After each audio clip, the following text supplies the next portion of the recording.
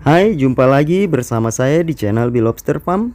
Nah, kali ini saya akan menayangkan sebuah video tentang 4 hal penting dalam proses pemeliharaan burayak atau anakan lobster air tawar.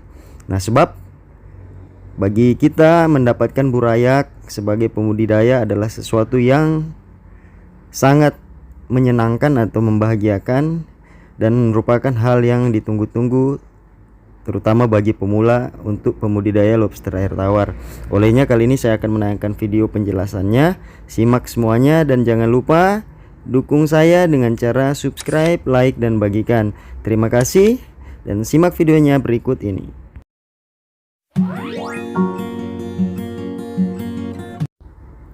Ya, teman-teman, ini adalah kolam penetasan saya yang di video-video sebelumnya seringkali saya tayangkan juga. Di sini ada satu indukan yang sedang gendong telur, dan kali ini setelah saya cek semua sudah turun gendong dan burayak-burayaknya sudah semua ada di dalam kolam ini.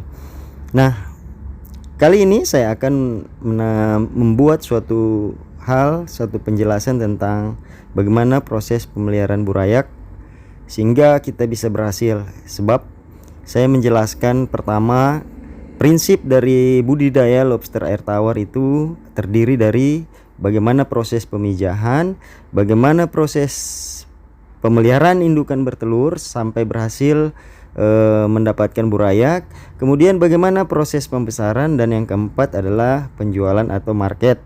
Itu 4 hal penting. Nah, kali ini saya akan menjelaskan tentang bagaimana bisa mendapatkan burayak serta proses pemeliharaan burayak tersebut. Sebab dari keempat hal tersebut, ketika sudah ditunjang dengan pengetahuan kita, pengalaman kita, kemudian ditunjang lagi dengan kesiapan lahan kita, maka strategi pasar yang baik dan sumber daya yang baik, saya yakin budidaya lobster air tawar kita akan berhasil dan berjalan dengan baik. Oke, seperti apa yang kita lihat di dalam video ini, kali ini saya memberi pakan burayak-burayak saya yang baru saja turun gendong, kurang lebih 3 sampai dengan 4 hari proses turun gendongnya berlangsung dan sudah bisa saya beri pakan di hari keempat ini. Nah, ini saya memberi cacing sutra. Cacing sutra pun itu persediaannya saya coba beli yang hidup dan saya pelihara. Di video saya sebelumnya sudah saya jelaskan bagaimana saya membudidayakan juga sehingga persediaan cacing sutra saya untuk burayak lobster air tawar itu bisa terus tersedia.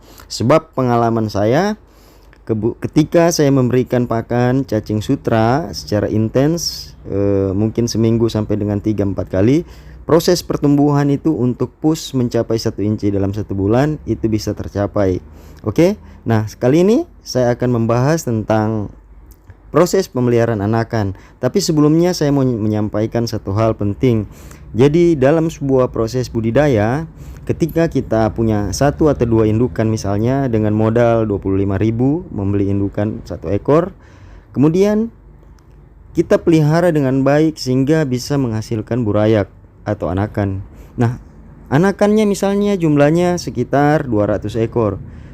Artinya dalam 1 bulan ketika kita pelihara anakan itu untuk mencapai 1 inci 1,5 bulan misalnya, kita sudah bisa menjualnya dan mendapatkan keuntungan. Dalam hal ini dari modal pembelian indukan 25.000 kita mendapatkan anakan, kita sudah punya uang atau keuntungan, bisa kita jual misalnya 1 ekor anakan per ekor Rp2.000. Nah, kalau ada 200 ekor kita sudah bisa mendapatkan Rp400.000. Inilah poin penting atau prinsip dari sebuah budidaya. Bagaimana kita menciptakan mengembangbiakan dari 1 atau 2 ekor sampai bisa menjadi banyak. Artinya ketika kita care, ya otomatis kita akan mendapatkan keuntungan dari apa yang kita pelihara.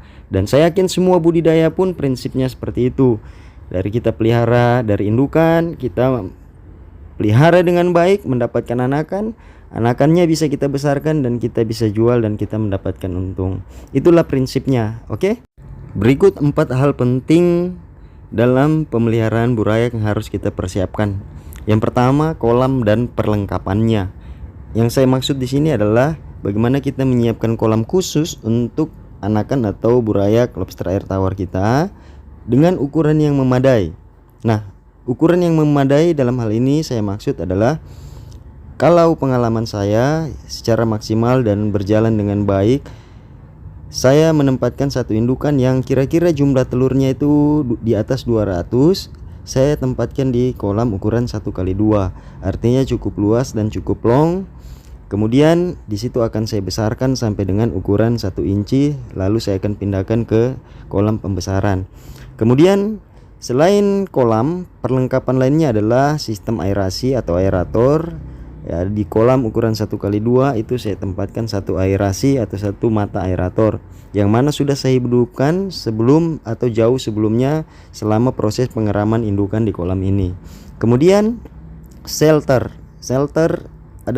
adalah hal yang penting juga yang harus kita persiapkan. Nah, shelter bisa terdiri dari pipa, sedotan atau batu, kemudian atau juga tali rafia yang bisa kita buat untuk menjadi tempat persembunyian daripada anakan atau burayak lobster air tawar. Nah, itu yang pertama adalah kolam serta perlengkapannya. Kemudian yang kedua, manajemen air. Nah, manajemen air ini adalah hal yang paling penting. Saya membagikan satu hal. Jadi kalau saya secara apa yang saya alami, saya sudah mempersiapkan air di kolam untuk indukan mengeram itu jauh hari sebelumnya, sehingga ketika proses turun gendong, air yang sama juga tidak saya ganti lagi. Olehnya sebelum turun gendong atau sebelum saya memasukkan indukan bertelur di kolam itu, airnya sudah terlebih dahulu saya bersihkan, sehingga ketika turun gendong tidak begitu kotor airnya. Nah, itu untuk manajemen air yang pertama. Kemudian bagaimana proses pergantian air? Apakah perlu? Sekali lagi, burayak masih sangat rentan dengan kondisi perubahan suhu dan cuaca. Pengalaman saya mungkin berbeda dengan beberapa orang yang lain, tapi saya sekedar membagikan saja. Saya setelah turun gendong ini, saya tidak akan mengganti airnya sampai dengan kira-kira 1,5 bulan atau 1,5 bulan sampai usia burayak ini berukuran 1 inci. Saya biarkan saja sehingga apa yang pernah saya alami itu tidak pernah mengalami kematian yang banyak atau yang tinggi begitu. Jadi air apa yang sebelumnya itu juga saya gunakan terus, hanya saja sisa pakan yang besar itu saya serok ataupun saya sedot dengan menggunakan alat sedot sisa pakan, seperti itu. Kemudian itu yang kedua, bagaimana manajemen air yang saya lakukan di kolam pemeliharaan saya atau kolam pemeliharaan burayak saya, sehingga kematian itu bisa diminimalisir. Kemudian yang ketiga, hal ketiga adalah manajemen makanan. Nah, ini juga menjadi hal penting. Di dalam video saya sebelumnya tentang fakta burayak atau anakan lobster air tawar, saya sudah menjelaskan di situ bagaimana manajemen makanan untuk anakan lobster air tawar. Salah satu faktanya adalah apa yang dimakan oleh indukan itu juga bisa dimakan oleh anakan lobster air tawar, tetapi ukurannya atau butirannya harus lebih kecil sehingga bisa dimakan, dan mungkin saja bisa dibuat lebih empuk sehingga mudah untuk dimakan. Apa saja yang bisa diberikan pakan untuk burayak ini? Untuk pengalaman saya itu, saya memberikan yang berprotein tinggi seperti cacing sutra. Nah, kalau tidak ada cacing sutra, saya menggantinya dengan daging ikan yang dihancurkan atau ikan teri kecil itu yang basah, itu juga bisa dihancurkan untuk pengganti pakan protein. Dan pengganti pakan lainnya itu bisa juga dengan toge yang dihaluskan, kacang hijau yang direbus terlebih dahulu sampai empuk kemudian dihaluskan, bisa kita buat seperti itu. Nah, waktu pemberian pakan, kalau saya memberi pakan untuk burayak itu berbeda dengan indukan atau bibit lainnya yang sudah besar. Saya cenderung memberi pakan kalau burayak atau anakan itu dalam satu hari 2 kali, pagi dan sore atau malam hari. Kenapa? Kalau anakan ini masih lebih aktif dan walaupun pagi atau siang mereka biasanya mencari makan. Berbeda dengan indukan atau bibit yang sudah di atas 1 inci itu hanya mencari makan ketika malam hari. Seperti itu pengamatan yang biasa saya alami di dalam sistem budidaya saya, sehingga waktu pemberian pakannya saya lakukan khusus untuk burayak itu 2 kali dalam sehari. Kemudian setelah pemberian pakan, bagaimana manajemen pemberian pakan kita.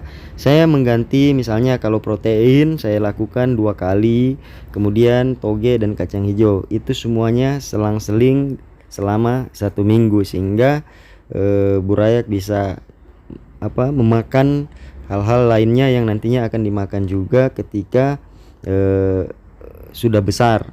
Nah, saya tidak pernah memberikan pakan pelet, dan sehingga saya tidak bisa menjabarkan seperti apa pengalaman ketika diberi pakan pelet. Saya tidak pernah membiasakan burayak-burayak saya atau lobster saya itu diberi pakan pelet. Mungkin bisa dicari referensi yang lain ketika Anda hendak memberikan pakan berupa pelet, seperti itu. Kemudian poin penting yang keempat setelah manajemen makanan tadi adalah proses sortir. Nah, jadi sistem atau pemeliharaan burayak ini tentu saja pertumbuhannya itu secara alami tidak akan merata. Ada yang sangat besar ketika 1 bulan atau 2 minggu, bahkan 1 minggu sudah ada yang bisa terlihat sangat besar daripada burayak-burayak atau anakan lainnya. Sehingga bagi saya proses atau manajemen sortir itu juga saya lakukan. Misalnya per 2 minggu sebelum usia 1 bulan saya sudah melakukan sortir. Ketika ada yang sudah sangat besar, itu pasti saya pindahkan ke kolam lainnya yang setara ukurannya. Nah, tetapi kalau kita masih terbatas untuk ketersediaan kolam, bisa juga dengan berusaha untuk memperbanyak tempat shelter atau tempat sembunyi, sehingga anakan-anakan lobster air tawar kita itu bisa aman ketika melakukan proses molting. Nah, saya juga pernah menjelaskan tentang untuk burayak di dalam fakta tentang burayak lobster air tawar itu seringkali terjadi molting, bisa sangat cepat, bisa dalam 1 minggu itu sering terjadi molting. Saya tidak pernah menghitungnya, tapi memang dalam proses pertumbuhan burayak itu seringkali terjadi pergantian kulit, sehingga dan waktunya sangat acak. Beda dengan indukan secara alami atau mungkin bibit yang sudah besar itu yang 3 inci, itu secara alami saya melihat bisa mengatur, atau mungkin secara alami atau hewani itu proses moltingnya pagi atau siang, sehingga aman ketika mungkin teman-temannya yang lain dari dalam shelter terjadi proses molting. Nah, berbeda dengan anakan atau burayak ini, biasanya malam secara acak, sehingga sangat rawan atau sangat rentan dikanibal oleh teman-temannya yang lebih besar. Olehnya, untuk antisipasi tadi, selain sortir perlu kita lakukan pertambahan jumlah shelter diperbanyak, serta tempat sembunyi, tempat bermain atau shelter lah yang bisa saya sebutkan itu bisa diperbanyak untuk menjaga keamanan dari lobster ketika terjadi proses pergantian kulit.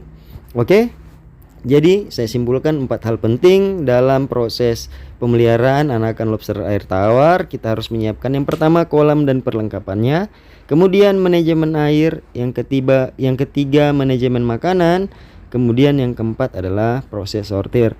Nah, dari keempat hal tersebut, ketika kita bisa mengupayakannya dengan baik, sekali lagi saya yakin usaha kita akan berhasil.